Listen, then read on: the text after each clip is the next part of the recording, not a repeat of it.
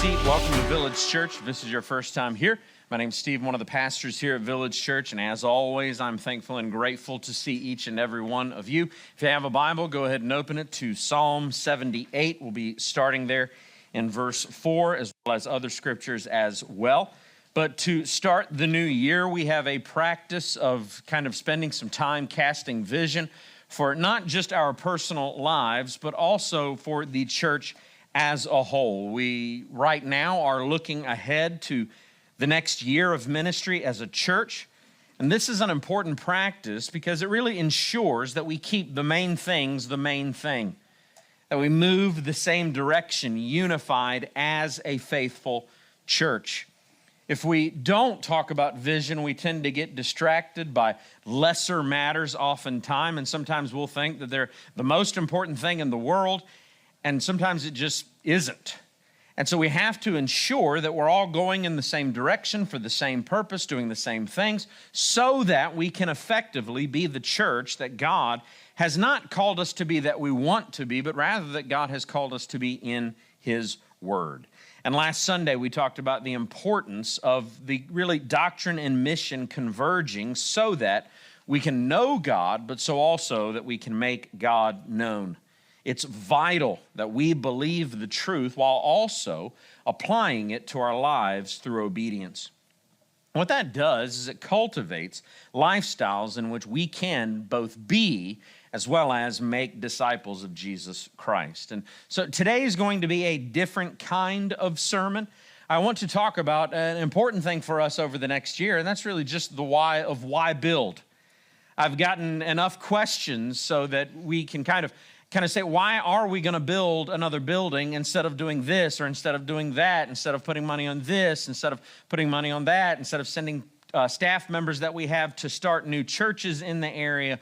Why are we going to build? And so this is really important because, quite frankly, us being on the precipice of building a new building, it's probably pretty important that we get on the same page about it, I would hope. Really, this is the first time in the 16-year history of Village Church that we've ever built a new building.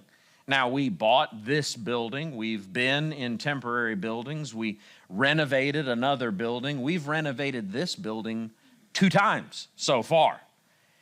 And adding a new building is quite a task. I don't know if you've ever built a home, but it's a lot of work. And this is not just going to be bigger than a home, it's going to be for greater purposes than just a house has for us to understand why we're doing it. We're not building an event venue. No, we're building a discipleship resource for the next generation. And sometimes we have difficulty understanding that tangible things serve spiritual purposes. That physical atmospheres and physical environments are necessary for us to accomplish the mission of Jesus in our lives as well as the lives of others. At some point, someone built this building. Many of you don't know this, but this building is what used to be a horse pasture. This field was used for horses. That's why there's a perfect right angle in the tree line. We didn't do that. The people that built this didn't do that. No, the people that put the fence up for the horses are who did that. And so this was reallocated by a church in the 90s to be a building for the worship of Jesus Christ. Kind of just in practical ways we can look at it and say, hey, we are maxed out in our current building. We can't even have offices here because we have maxed out every square inch of this space.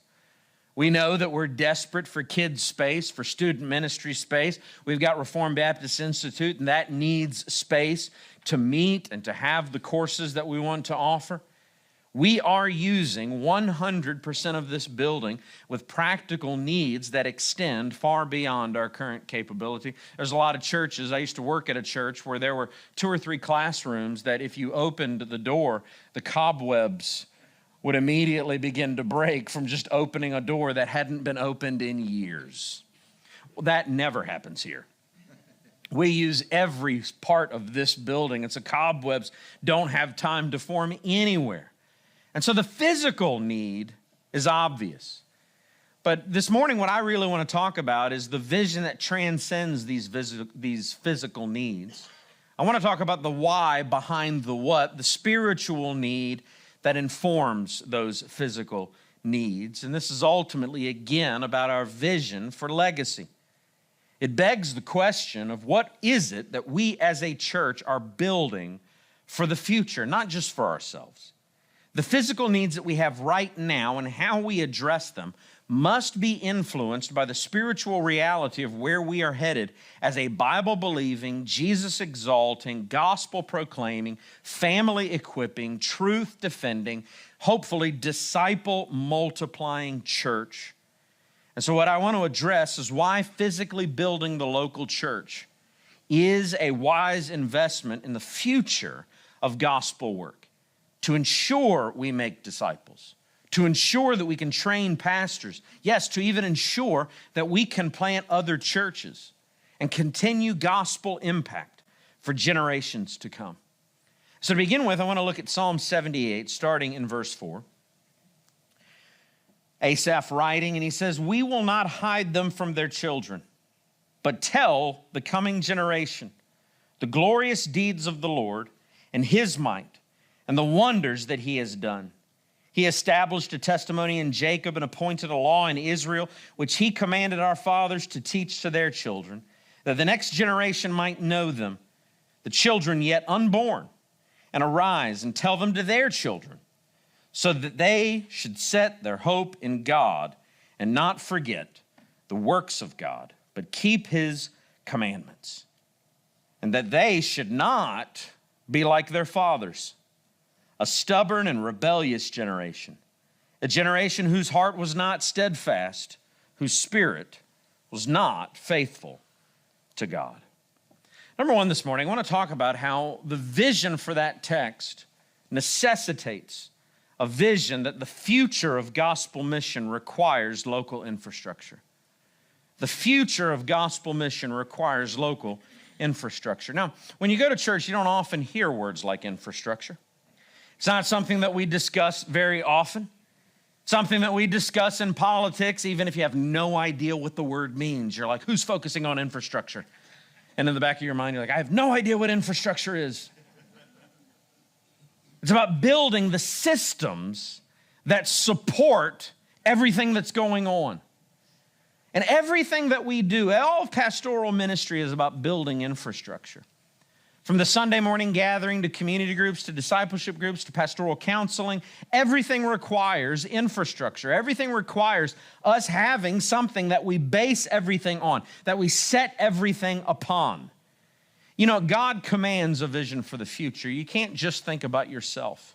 The scripture never allows you to do that. The psalmist there, Asaph, he writes of the need not just to think about yourself, but to think about your children and think about your children's children and then generations to come.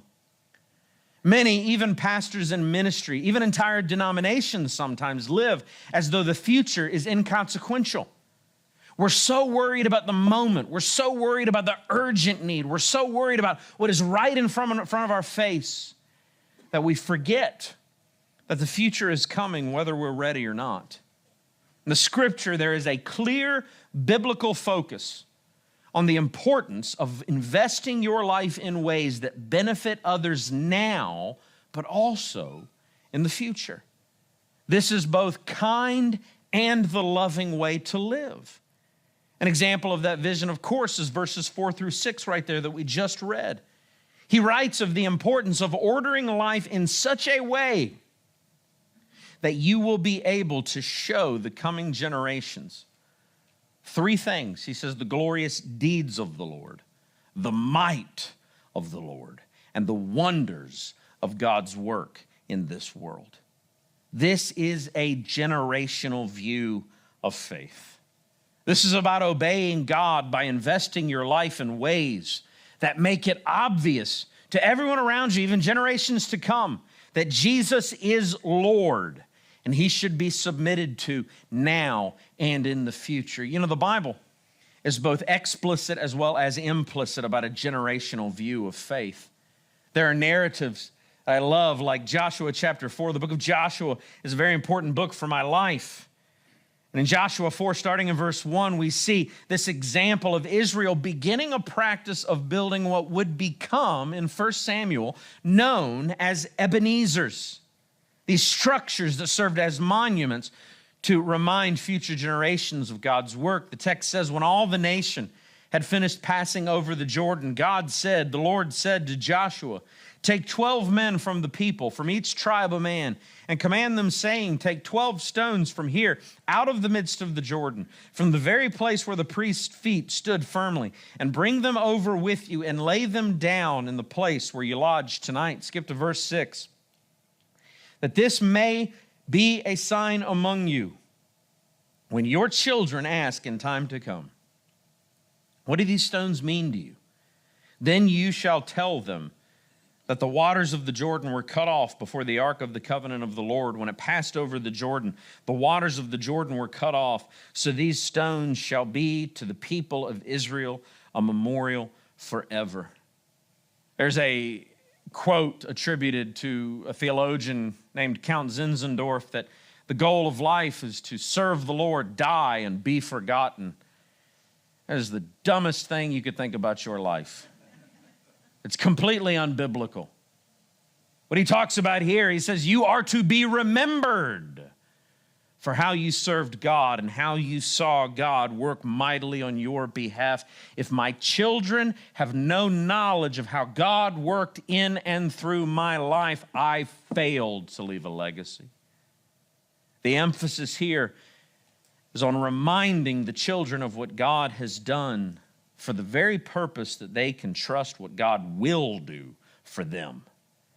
The practice goes hand in hand with building infrastructure to build up God's people for the future of God's work. What did God do through Israel once they entered the promised land? Well, they built an entire nation for the Lord. That required internal investment, did it not? You see, these reminders were not built nonchalantly and then they just moved on with life, completely self-seeking, investing in whatever seemed right in the moment. No, it was about stewarding resources that actually endured into another generation of faith. You have to build something in order to have reminders of what God has done. And that requires thoughtful investment of the resources God has provided you to steward for discipleship in the future to come. This has always been true. But unfortunately, I will say, much of the local church in the United States has lost so much infrastructure through outsourcing ministry to others. The contemporary church views evangelism and discipleship through a lens focused on out there, nameless, faceless masses. Yes, that's part of the equation. Taking the gospel to the ends of the earth certainly is the mission of Jesus. But I'll say in the past generation, we have done that to the detriment of living the mission of Jesus right here. The mission of Jesus is not solely out there, friends. It's right here. Rightly ordered loves in Scripture inform us that if you do not begin by wondering and worrying about the right here of mission, you will never have anything to offer anyone out there in the future. And I'll be frank with you, that is quickly what is going to happen in the American church if we are not careful. We're not stewarding things well. Ephesians 5:25 is a text about rightly ordered loves. It says, husbands, love your wives as Christ loved the church and gave himself up for her. Do you see in the text, if you've ever been to a wedding that I do, typically I talk about Ephesians chapter 5 and how the mystery of marriage. Why did God do marriage, the covenant of marriage, in the book of Genesis the way that he did? Well, he unveils it in the gospel, Ephesians 5 says. He wanted to have a tangible picture of Christ's love, of Christ's investment in the church of Jesus Christ. And so husbands, you have a great task, do you not? You have a very important task. You have to love your wife the way that Jesus Christ loved the church. And I know some of you that are very focused on out there, you've got a real problem with the way that I talk about some of this stuff, and that's okay. You got to get it right. But if I looked at my wife and I said, I'm just worried about all those other women, I got to talk about marriage with the others out there. Boy, that wouldn't go well. I wouldn't have healthy relationship with my wife. Nor should I. Because it requires local investment in infrastructure in my home to show all the men and women out there what marriage is supposed to look like in the first place. You understand the love of Christ in the gospel through leading, serving, and discipling the family right here as a primary obligation. And don't miss the fact that the text says that this mystery is profound, and I say that it is about Christ and his church. Psalm 78:6 informs us that the mission of Jesus begins with your children, and then it goes out to the nations. The church, regardless of what David Platt says, the church is foundational, and the church necessitates, I can't help myself sometimes. The church is foundational and necessitates investment. You see, for the family, the church is the central focus for building the infrastructure for the mission of Jesus. Steve Timmis wrote that the church is a centrifugal and a centripetal force for the Christian. The church, what that means is, for you non-physicists like me, is that the church pushes you out on mission as well as pulls you in for mission. But for the contemporary church at large, in many ways, we've grown convinced almost that there should only be a pushing out for mission and no pulling in for mission. This is foolish in application. But don't miss that it's also unfaithful to God's word. If all that we are worried about is pushing you out, we will have no foundation upon which to stand and no resources to ensure the quality of discipleship and lasting impact for new converts right here. Proverbs 13:22 drives home the point that faithful investment impacts future generations. A good man leaves an inheritance to his children's children, but the sinner's wealth is laid up for the righteous. This certainly looks at your finances, but don't reduce it solely to your 401k. It cannot be that, because that would contradict the rest of Scripture.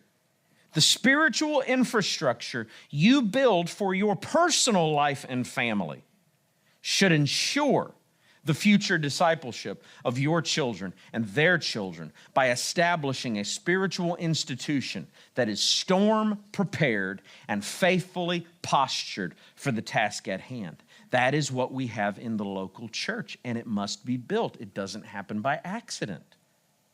I know some of you drove in the parking lot and this building was just here, but it didn't happen accidentally. Someone built it.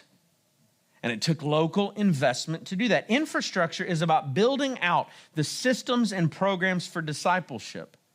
But friends, it also must involve the physical building of environments of the institution to endure as well. The church is not just a springboard to get you out there. The church is also a worship center, an education center, a discipleship center, an instruction center, an edification center. And when it rains, it sure is nice to have a roof over all of that activity.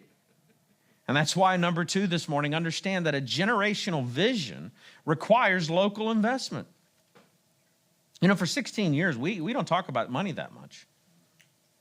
And some of you are very thankful for that. I was raised in an era where all they talked about was money, because they always needed money, because that's when they were first building the buildings that we're in now. But it hasn't been to your benefit that churches stopped talking about money. We've forgotten our primary investment for discipleship must be the local church. You know, that's how churches are started, and that's how churches are built. Now, at heart, you have to understand, I am a church planter. I will always be a church planter. Some of you may not even know this after this many years, but we started this church from scratch. There was a Saturday where Village Church did not exist. And then on Sunday morning, poof, it existed. Now, a lot of work went into that for 2 or 3 years before it existed, but nobody saw that until one Sunday morning. We were in an elementary school cafetorium, not even an auditorium. It was a cafetorium. Some of you were there. Most of you were not. It was not pleasant. It was difficult. The janitor loved pushing the trash can through the space in the middle of my sermons. I don't have time for this, but I'm already in it. I was preaching. Everybody's looking at me. Then all of a sudden, everybody's looking over here. Creaky, creaky, creaky. I'm like, oh, it's over. Somebody give me the classified section. I got to feed my family. But see, something happened along the way of church planting, and that is that established churches were pitted against church plants, and it's still kind of like that. And it's foolish. Now, I've been on both ends. I worked at established churches before I started at a church, and, well, frankly, after 16 years, they consider Village Church to be an established church now. And they think that any investment in established churches is necessarily against church planting somehow. And I want you to understand that that's not the case, that without investment in established churches, you won't have church planting in 10 years. And many people don't realize that.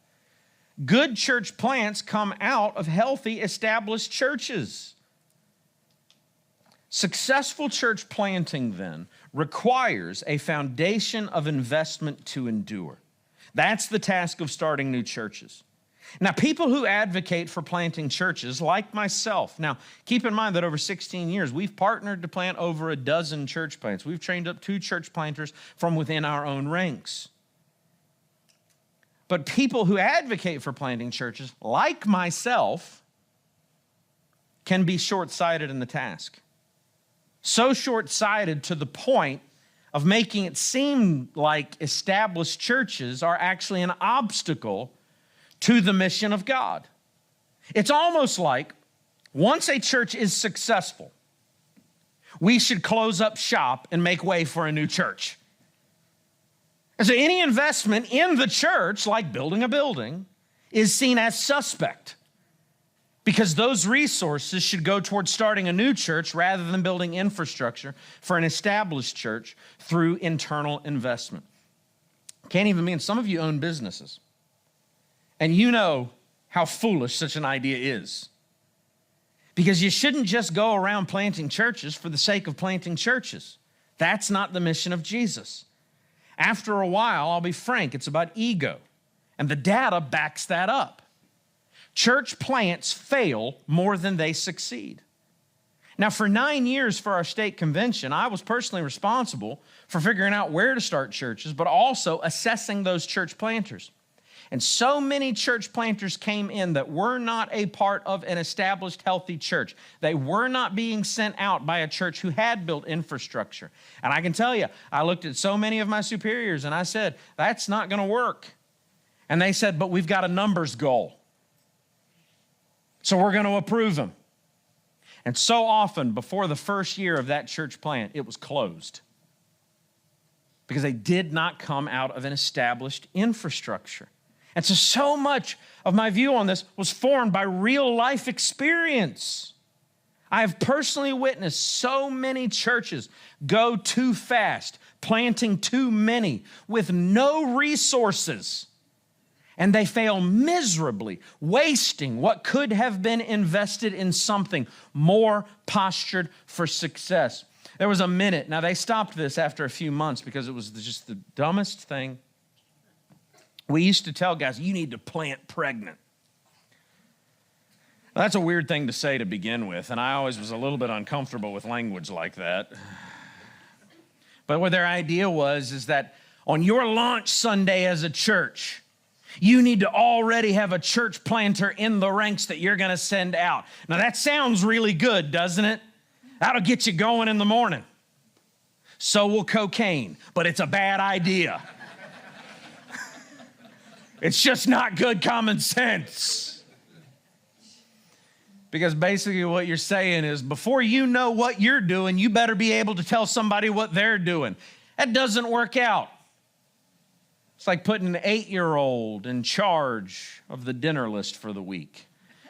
It's Going to be a lot of gummy bears and ice cream in that house. Again, just not a good idea. You see, church planting, starting of new churches, necessitates the right people with the right timing and the right context. And if you don't have all three of those things, you're already behind. All of that, though, flows out of established churches postured with infrastructure to act as a sending agency. Denominations do not plant churches. Churches plant churches. And that is the healthy way it must be. This does not come. Now, here's the big kicker. This does not come with a 5-year vision for a church, because that's about as far as most people think ahead. This comes from a 100-year vision of your church. This is not about posturing yourself, as many do, to plant one church. This comes out of posturing yourself to plant 10 churches, a little slower. But I would rather plant 10 churches over 100 years than one church over 5 years that's probably going to fail. And we can pretend that success and failure can't be measured and you don't know, but there are rubrics that you can form to posture yourself for success. It's no different in your personal life. That's why we need to begin to think globally by building locally. Ephesians is an incredible book of the Bible. I don't know, there are 66 incredible books. It casts an amazing vision for the church of Jesus Christ. But throughout the book, Paul gets smaller and smaller with the way that he talks about the health of the church. He goes from huge overhead view of the historic church at large, and then by the time he's done, he's talking about the family. Then to the individual in chapter 6. Chapter 1, verses 22 through 23 begin by stating that Christ is the head of the church, and the church is the fullness of Christ. It says God put all things under Jesus' feet and gave him as head over all things to who? The church, which is his body, the fullness of him who fills all in all. Now that is a big vision for God's church, and there he's giving a vision throughout all of history. The term for church that he uses there is used 9 different times throughout the book as a whole. And so there, he said Christ is the head of the church. Then he said the church is the fullness of Christ. Then he goes on in chapter 3 to say that the church is the wisdom of Christ. Then he says the church is the glory of Christ. Then he says the church is the explanation of marriage to which the church submits. Then he says the church is the radiance of Christ. The church is to be nourished by Christ. And by the end of it, he says the church is the revelation of the mystery of Christ. So, does God think the church is important? Seems in Ephesians that he's trying to set that standard. But then in Ephesians chapter 6, verse 4, he transitions to talking about the family at the end of 5, and at the beginning of 4, he gets very practical. He explains the relationship between Christ and the church through the family, and he makes a statement about the family reproducing. And that in that, there is a necessity, Ephesians 6:4 says, for fathers to raise their children in the discipline and instruction of the Lord. And so what is he saying? He's saying that to raise up the next generation, who we can presume based on the context are raised in the wisdom, discipline, and instruction of the Lord for a very important purpose. And that purpose is to continue the mission of the church that he's been casting vision for throughout all 6 chapters. Now, I have over the past few years been an advocate of a paradigm shift in the way that we view the mission of Jesus, the way that we view the context of the local church in an ever-evolving cultural landscape around us.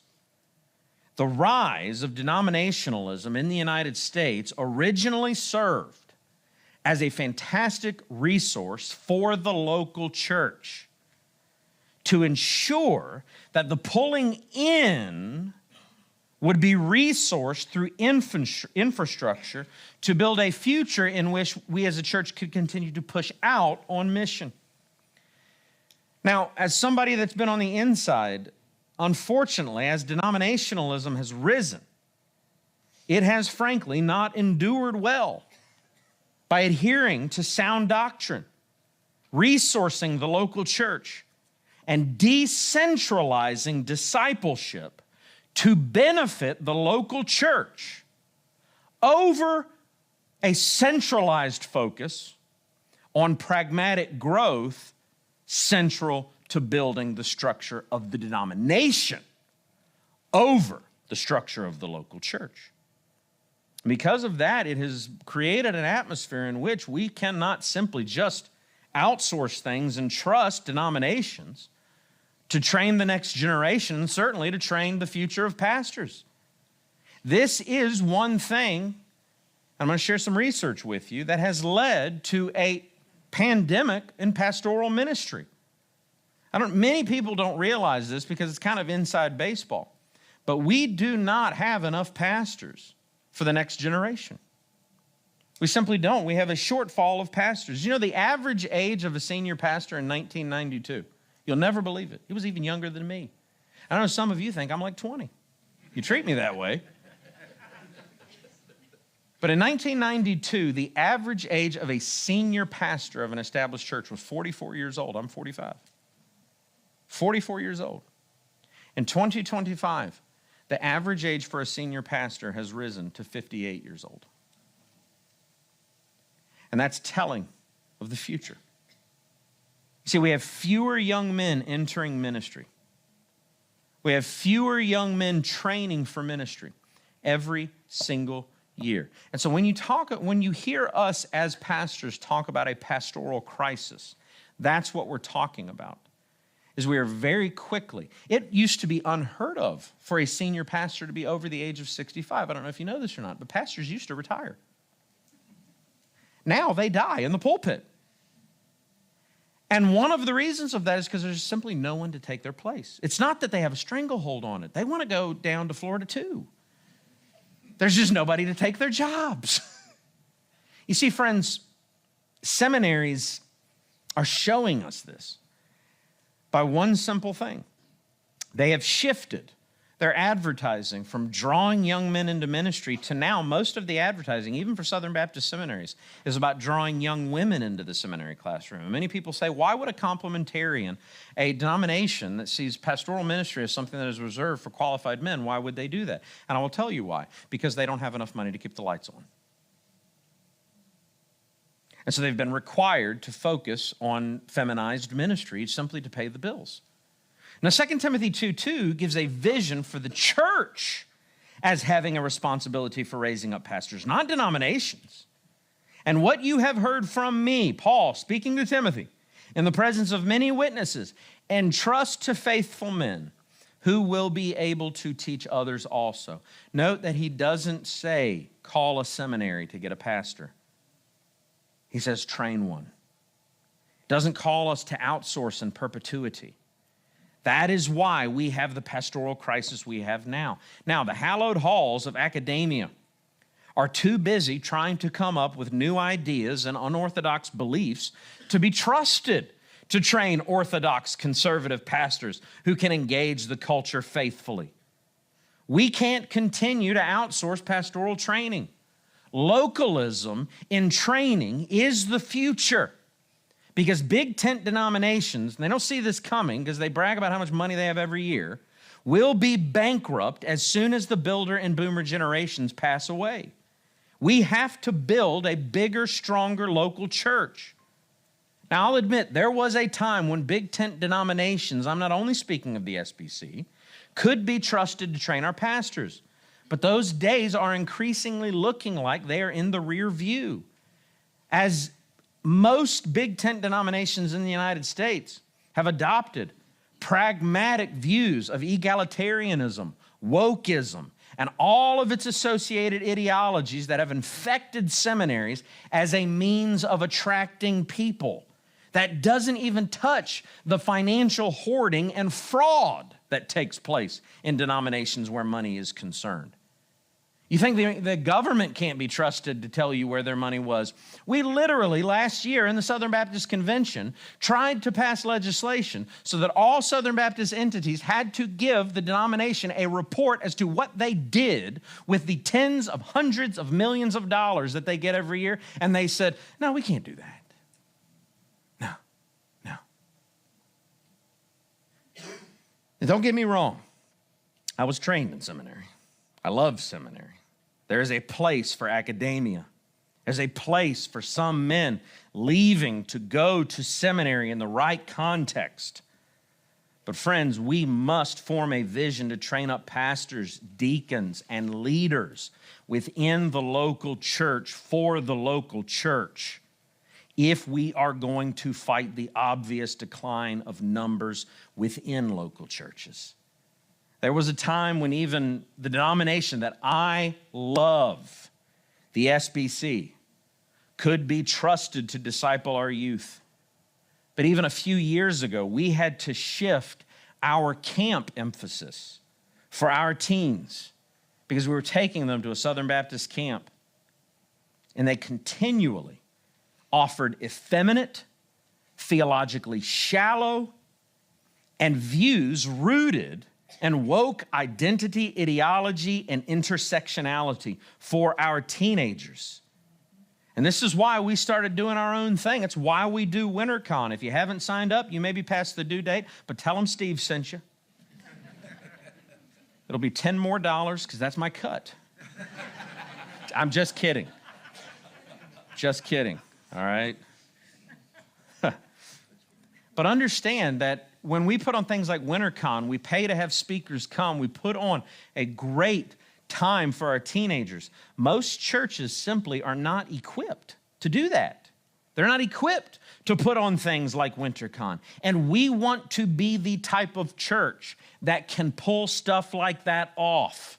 We want to be that church. We want to invest thousands and thousands of dollars, which, by the way, it costs thousands and thousands of dollars to do that. Thank you. But that type of investment requires growth for the internal investment to happen. There is a need for a paradigm shift in the American church. Think about this. In the year 2000, 74% of Americans said faith was central to their lives. In 2025, that fell to 54%. In 25 years, we had what used to take 1,000 years happen in the United States. 20% of our population just simply gave up on faith. 48% of American adults are non-practicing Christians. 24% of American adults are practicing Christians. Now, I want you to understand what practicing Christian actually means. To practice, you only need to attend church a few times a year. Friends, in our own nation, we're not going the right way. We need to build local infrastructure through local investment in order to better disciple those 24% to begin with, if we're ever going to move beyond that to even reaching an unbelieving population with the gospel of Jesus Christ. But there is hope on the horizon. I don't just want to give you bad news.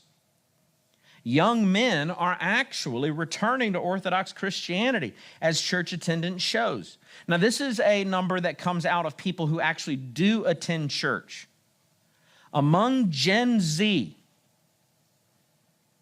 their attendance, if they're a church-attending person, has risen to 1.9 times per month. Now, you think that's not great. It isn't. But did you know that for baby boomers, and some of you are baby boomers, you know who you are. Your gray hair betrays you. Some of you, you're like 23 and you have gray hair. How'd that happen? You need to relax.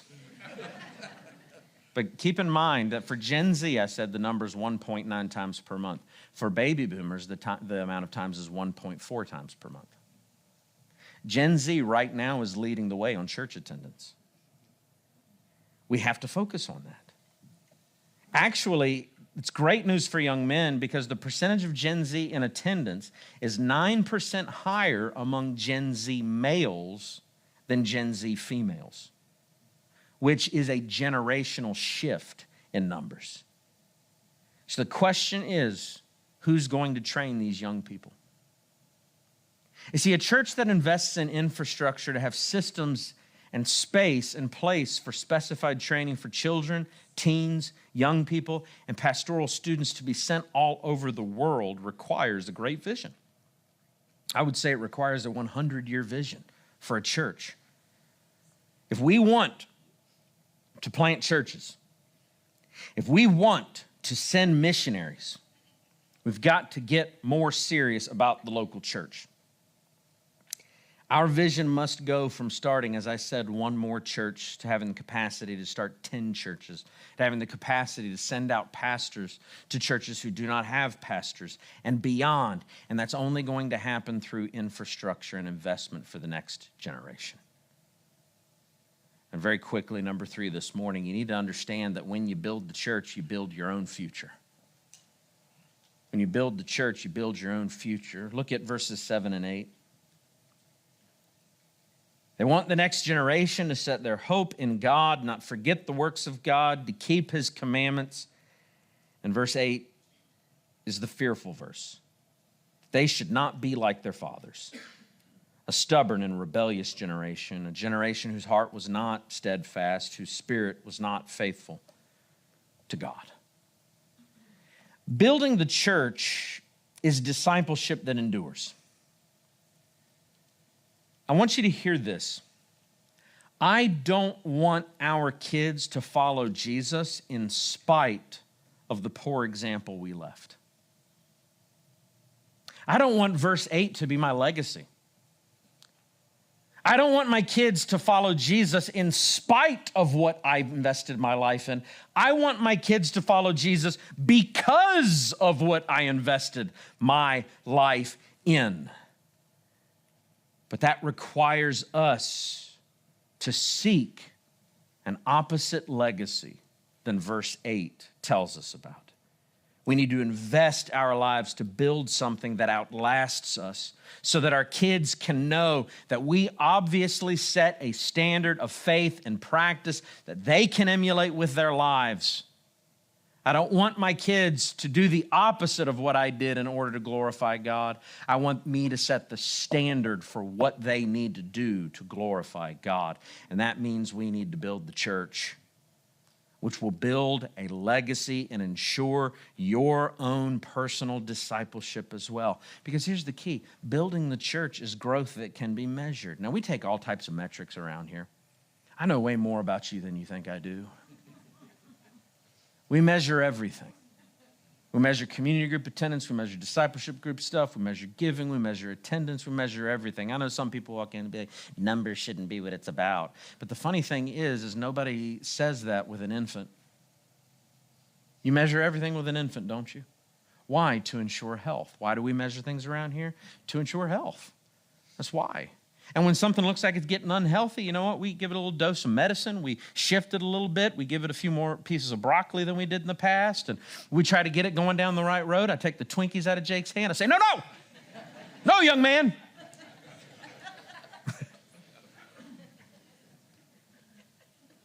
And sometimes it requires a real paradigm shift. We have to start looking through a little bit of a different lens. But too many in the modern church have formed a detached and disassociated vision of mission that's neither personal nor local at all. This is about understanding that those metrics that we use make sure that we're living the mission of Jesus in the square feet around our own feet. That's why we make Ephesians chapter 4, verses 12 through 16 very personal. The gifts that God has given the church are used, verse 12 says, to equip the saints for the work of ministry, for building up the body of Christ until we all attain to the unity of the faith and of the knowledge of the Son of God, to mature manhood, to the measure of the stature of the fullness of Christ, so that we may no longer be children tossed to and fro by the waves, carried about by every wind of doctrine, by human cunning, by craftiness and deceitful schemes. Rather, speaking the truth in love, we are to grow up in every way into Him who is the head, into Christ, from whom the whole body, joined and held together by every joint with which it is equipped, when each part is working properly, makes the body grow so that it builds itself up in love. This is what I pray we are building as a church. This doesn't just say, I'm doing this for faceless generations to come. No. It boldly commits to building a future that will ensure you are building yourself, absolutely. We are reaching people around us, absolutely. We are reaching the nations, absolutely. But because we are building for the next generation is why we are accomplishing those things. Because when you build the legacy of the church, you build your own faith, you become more like Christ. That is the Christian life. That is the future of the world. And that is what we, by God's grace, will build right here at Village Church. A few application points. Seek to build Ebenezers for future generations. Tangible things that you can point to and say, my father, my grandfather, my great-grandfather believed something. Secondly, recover a bold vision for the local church. We've lost our boldness in society as what we can accomplish. I believe that we've not yet experienced the growth that God has for us to come. Have a bold vision. Third, think globally by building locally. It takes internal investment to ensure quality will keep going out there. Fourth, grow a vision for getting trained for ministry. That Ephesians 4 vision says that you are the one to be trained for ministry. And then finally, build your faith by building God's church. And be amazed the growth that you'll experience.